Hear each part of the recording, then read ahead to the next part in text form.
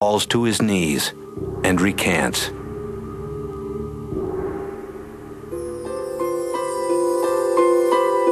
For his last 8 years, Galileo lives under house arrest, a broken man. He will gain immortal fame for championing the view that the Earth moves around the sun. But to the scientists who succeed him, his greatest achievement is different.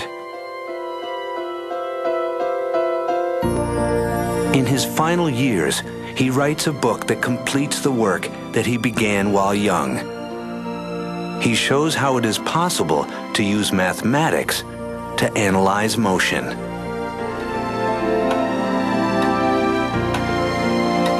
Ironically, the year Galileo dies, a boy is born 800 miles away who will bring Galileo's ideas to completion. He will also be one of the strangest scientists of all time.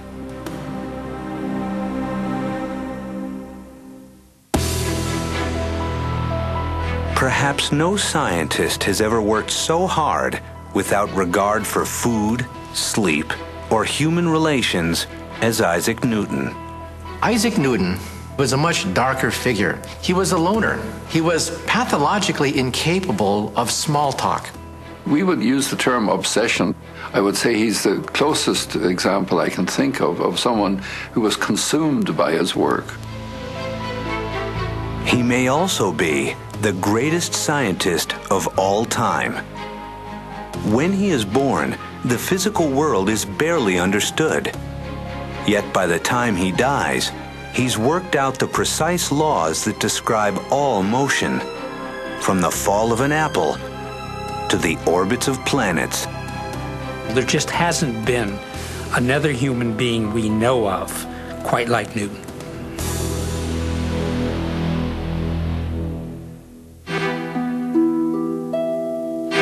In 1642, Isaac Newton is born in a remote English village.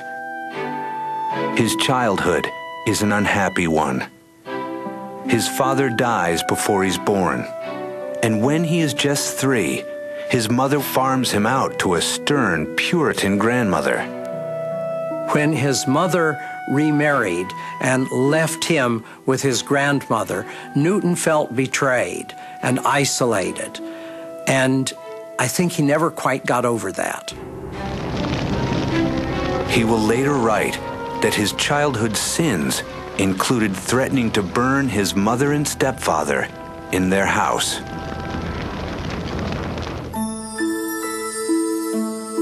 Newton does not always do well in school, but he becomes a curiosity in his village for building extraordinary mechanical devices such as windmills. A schoolmaster convinces his mother to send him to university. At Trinity College, Cambridge, most students drink and carouse more than they study. Newton prefers to be isolated and alone. Throughout his entire life, he has no love affairs and few friends. Some scholars speculate that Newton was homosexual. Others that he simply decides he has no time for anything but work. It is believed he dies a virgin.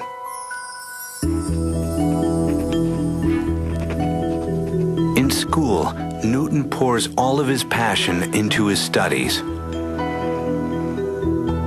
Like Galileo, he's captivated by mathematics.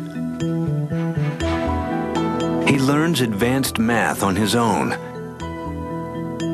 And then he begins to create a new mathematics to analyze motion. He invents calculus. Newton is fascinated by the way the sun rises and sets in an unbroken arc. Newton's brilliant insight was the fact that when objects move, they can be viewed incrementally, piece by piece, tiny little increments at a time. And when you add up this motion, you get beautiful spirals, you get ellipses, you get circles. And just remember that when Isaac Newton was scribbling down all his notes, he was creating calculus at the rate at which freshmen in college learn it. Had he told anyone, he would have been recognized as the greatest mathematician in Europe. But Newton keeps his discoveries to himself, preferring to work out the details alone.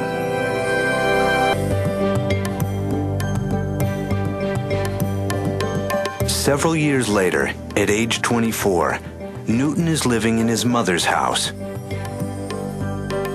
Here, he has an inspiration that will revolutionize all of physics.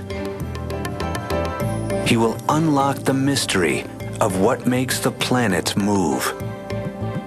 Isaac Newton viewed the world pictorially, geometrically, and one day while walking down his estate, he saw an apple fall. And then he gazed up and he saw the moon. And then he asked the key question, the question that unlocked the secret of the heavens. If an apple falls, does the moon also fall? And then perhaps one of the greatest flashes of insight, he realized that gravity, which then takes an apple and makes it fall to the earth, is the same force that could grab the moon in the heavens, and make the moon fall around the earth. While Galileo began the study of how gravity acts on Earth, Newton is the first to recognize that gravity also moves the planets and stars. This was an absolutely world-shaking change. Newton essentially showed that the laws of the heavens were the same as the laws down here on Earth. But when he tries to work out the details, the complex mathematics eludes him. He will keep his great breakthrough to himself for almost 20 years.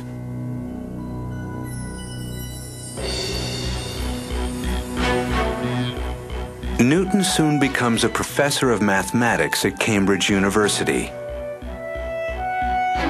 With few teaching responsibilities, he works on math and physics around the clock. His colleagues will soon recognize his brilliance, as well as his prickly and strange nature. In 1672, Newton's invention of a new telescope wins him admission to the Royal Society, England's association of greatest scientists. Flattered, Newton allows them to publish a brilliant paper on optics. But when the great physicist, Robert Hooke, erroneously challenges his theory, Newton flies into a rage and threatens to withdraw from the Royal Society. His reaction to criticism is almost always to carefully explain why what the other person has just said is out and out foolish. He was an extraordinarily fragile personality. As one of his biographers had said, his motto is rule or sulk, and he spent a lot of time sulking. Seized by inspiration, Newton shuts his door and begins work on his greatest masterpiece. Like Galileo, he is guided by strong intuition. Now, he sets out to crack the complex mathematics of gravity that he began years earlier. For almost 2 years, he communicates with almost no one. His only form of exercise is pacing. He would sleep very little, that he would work 18, 20 hours a day, that he would skip meals and simply write. He had the power to sit in his chair undistracted, focusing, obsessed with one problem for years at a time until it finally cracked. At last, Newton reemerges with a masterpiece that will change the world. the Principia.